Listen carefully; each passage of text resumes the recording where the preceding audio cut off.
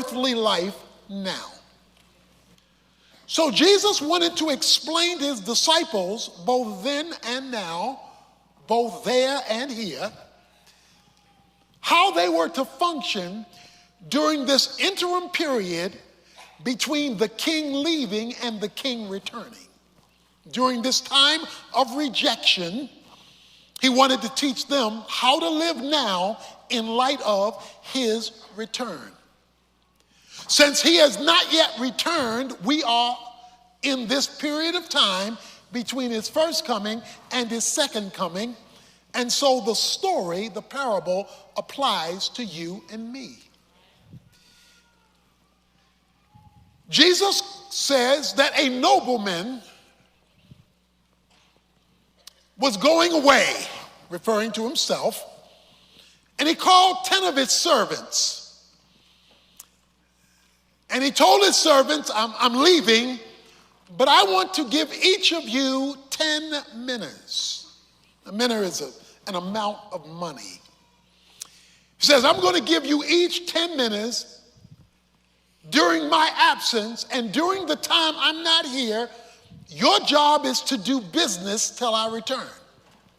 That's your job in this gap between my first coming and second coming, in our case, between our salvation and our trip to heaven. I'm going to give you 10 minutes, and I want you to do business till I come. So during this time when you're waiting for me to return, I don't want you to be passive. I don't want you to be aimless. I want you to get some business done until I come. And so he calls the servants, and it says he gave each of them 10 minas. In Matthew 25, verses 14 and following, Jesus tells a similar story, but with a different twist. Because in Matthew 25, when he tells the story, everybody got something different. They didn't get the same amount as in this story. So let me explain. He leaves each of them 10 minutes, and he uses the money to talk about something bigger than money. He uses minutes, but he's talking about something bigger. He's talking about life. All of us have 3 of the same things. Everybody here has 3 of the very same things.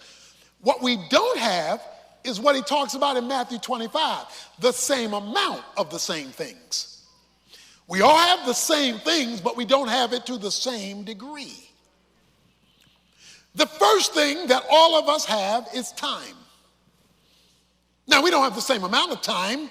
We're not all going to live to the same age, but we all have time because we're alive. With time from a kingdom point of view, because the nobleman went away to get a kingdom, the time in the kingdom perspective is a boundary in which opportunities exist.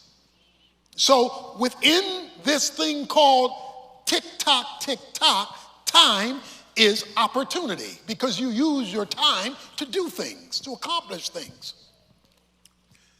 The second thing all of us have are talents.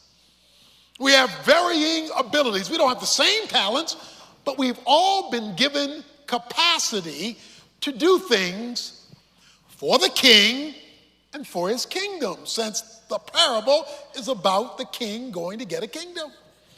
We don't all have the same abilities. We don't all do the same thing, but we all have some capacity to serve the king and the kingdom.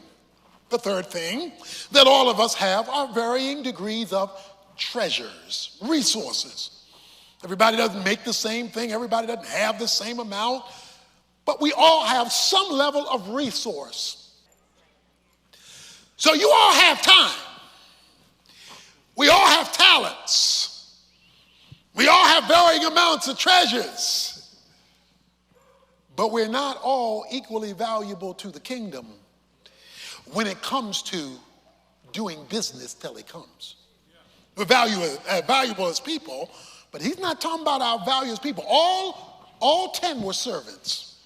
All 10 belonged to the nobleman. All 10 belonged to the master. And he says, do business till I come. See, a lot of us are asking God to do business that he's waiting on us to get done. Any time in history that he wants to use means he must borrow that time from you. Any talent in history that God wants to use means he must borrow that talent from you. Any treasure that he wants to use in history, he must borrow that treasure from you. That's why all through the Bible, he must find a person, pick a person, and use a person, because he's entrusted with a person the minas, the time, the talents, and the treasures for what he wants to get done in his absence until he comes back, and he is banking on you because of what he left behind to you. Time, talents, and treasures. Not the same amount, but the same categories in varying degrees. He says you are to do business until the nobleman in the story, the king, returns.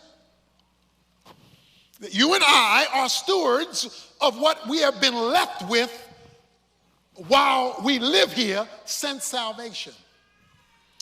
And the job of a steward is to protect and expand the assets of another. The job of a steward is to protect and expand the assets of another. And so God is expecting that your life, time, talents, and treasures will protect and expand his kingdom purposes. The nobleman, Jesus, returns, and all of those who are his followers are called to him. And his question is, what did you do with the time, the talents, and the treasures that I left you with during my absence, that I told you to do business for me while I'm gone? The question on that day is not what did you do for you. The question on that day is what did you do, as you'll see in a moment, with what was mine on loan to you. While the king is gone, he has left everyone in this room who has accepted Jesus Christ a remaining amount of time, spiritually endowed talent, and a certain amount of resources, but all the same category. And he says, do business. And then he returned and he wanted to know, what kind of business did you do? This is called in 1 Corinthians 3, the judgment seat of Christ, when he will evaluate what kind of business did you do for me and the advancement of my kingdom that benefited others, for which I got the glory. The first appeared, saying, Master, your mina has made 10 minas more. And he said to him, well done, good slave, because you have been faithful in a very little thing, you are going to be an authority over 10 cities. Ooh, ooh. When the master, the king, came back, he called the first guy. He said, now I gave you 10 minas, show me what you got. He says, Master, you gave me 10 and I made 10 more. In other words, Master, there's 100% return. I'm not just giving you back what you gave. I'm doubling what you gave me. And here's 10 more. I expanded what you gave me. The response of the master was accolades. Well done, my good and faithful servant. I am going to put you over 10 cities. Please notice something. The reward was consistent with the expansion. Heaven is participating in God's rule and being given responsibilities commensurate with your investment of your life during this interim period. We're told next that the second guy comes. And the second guy, he only said well done to the first guy because the first guy maximized the opportunities. Second guy was half-stepping. He doesn't get a well done. In other words, he could have done more, but he didn't. He was 50% there. And so he did not get accolades. It's like a person at work who goes over and above and the person at work who just does the basics. But he does get recognition in terms of a reward. He gets 5 cities, note, that is commensurate with his action. And so, he comes and he holds account these 2, but then we're introduced to homeboy number 3.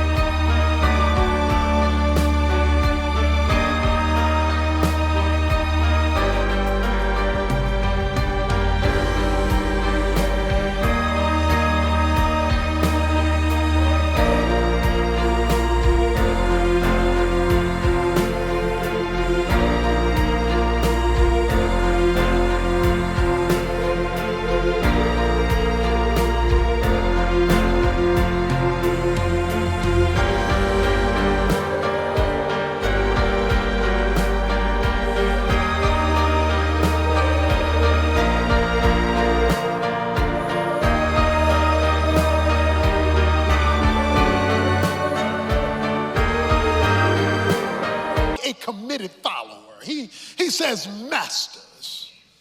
Like folk in church hollering out Jesus. You sound good. Master. His terminology was accurate. Here is your minnow. Here's what you left me, which I kept put away in a handkerchief because I was scared. He says, I was afraid because you are an exacting man. You take what you did not lay down and you reap what you did not sow. In other words, you're hard to please. I was just concerned about not losing it. I was playing defense. I was concerned about not losing it. He said to him in verse 22, by your own words, I will judge you, you worthless slave. Do you know that I am an exacting man? Did you know that I'm an exacting man, taking up what I did not lay down, reaping where I did not sow? Then why did you not put my money in the bank? At least I would have collected some interest. You worthless slave. You call me master, but it hadn't changed anything you do. It hadn't changed any of your priorities. There's still no time, talents, or treasures used for me, my kingdom, my name, and the good of others. But you call me master. Your theology has not affected your activity. And that has made you valueless to my kingdom. The Bible speaks about 100-fold repayment. So those of you who are here today and you're living the best Christian life you know how, you're giving your time, your talents, and your treasures for God's kingdom, and it's not been fair to you. It's not been right by you. Guess what God says? I think it's in Matthew chapter 5, around verse 11. He says, when you're having to pay a price for doing right, notice what he says. He says, rejoice. Wait a minute. How am I going to rejoice when I'm not being treated right? He says, because your reward is rich. He gives us some things now, but he's talking about the big payday. He says, you worthless slave, you wouldn't even go to a bank. Now, why wouldn't he at least put it in the bank? Because the bank keeps records. So when you deposit in the bank, there's a record. He puts it in a handkerchief because he does not want a record. He does not want a record of where this man is. Why not? In case the king doesn't come back, I still got my minna. I still got my time. I still got my talent. I can live my life the way I want to live it. I left you here and you are absolutely of no value to me. There were people I wanted you to touch, lives I wanted you to change. There was ministry I wanted you to do. I had a plan for your life. And all I heard from you was, bless me, bless me, bless me. Now bless me, bless me. Highly favored.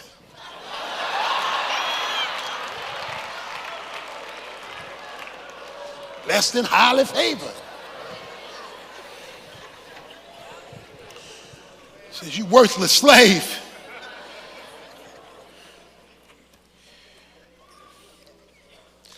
So what are we going to do with him, Lord? He says in verse 24, tell the bystanders to take the minas away from him and give it to the one who has the 10 minas.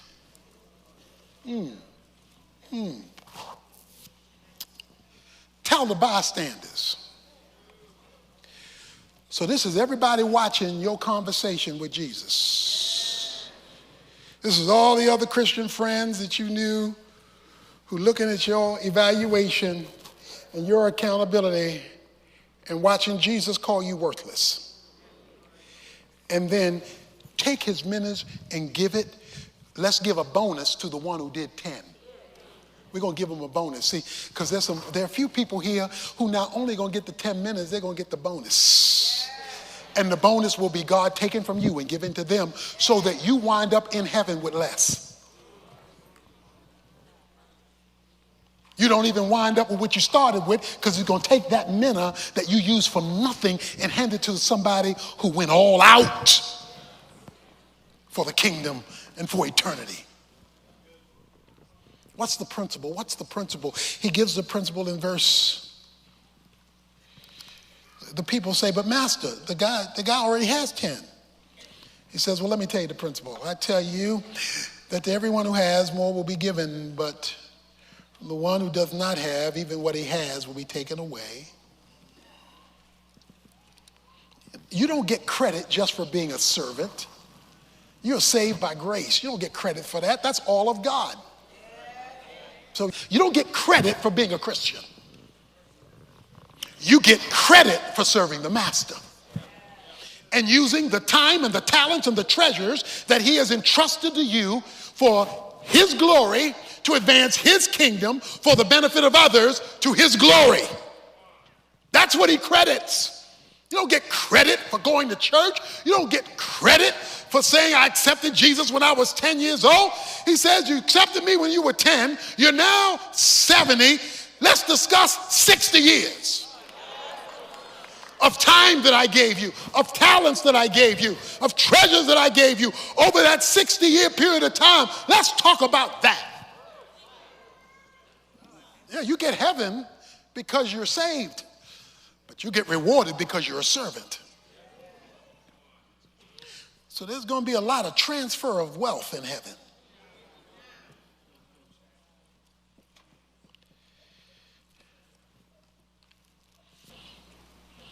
See, this third guy didn't take the king seriously. They didn't live in light of his return. He didn't live in light of his return. God wants every day that you get up, I get up, and we all fall short in this, me too. But as a pattern, he wants when we get up in the morning to live in light of his return. That because it could be today, the question that you and I have to ask when we get up in the morning is simply this: God, what eternal difference do you want me to make today? Some days they'll be minuscule, other days they'll be huge, but it's being available. Lord, if you want to borrow some of your time, you loan me. If you want to borrow some of your talents, you loan me. If you want to borrow some of your treasure, you loaned me. Then I am available today, not just to ask you to bless me. I'm available today for you to work through me to be a blessing to others and to build my account for glory. But he says, if you will invest in eternity while you're in time, you gain so much more. But I hear what you are saying. You're saying, but wait a minute, at least I'm in heaven. Let me explain something. Heaven is not an equal opportunity experience. Everybody who's in heaven doesn't experience the same amount of heaven. That's why the Bible talks about loss of reward. I don't like squash. I call it the unholy vegetables. I don't like squash, nor its cousin okra. Okay? I don't like squash.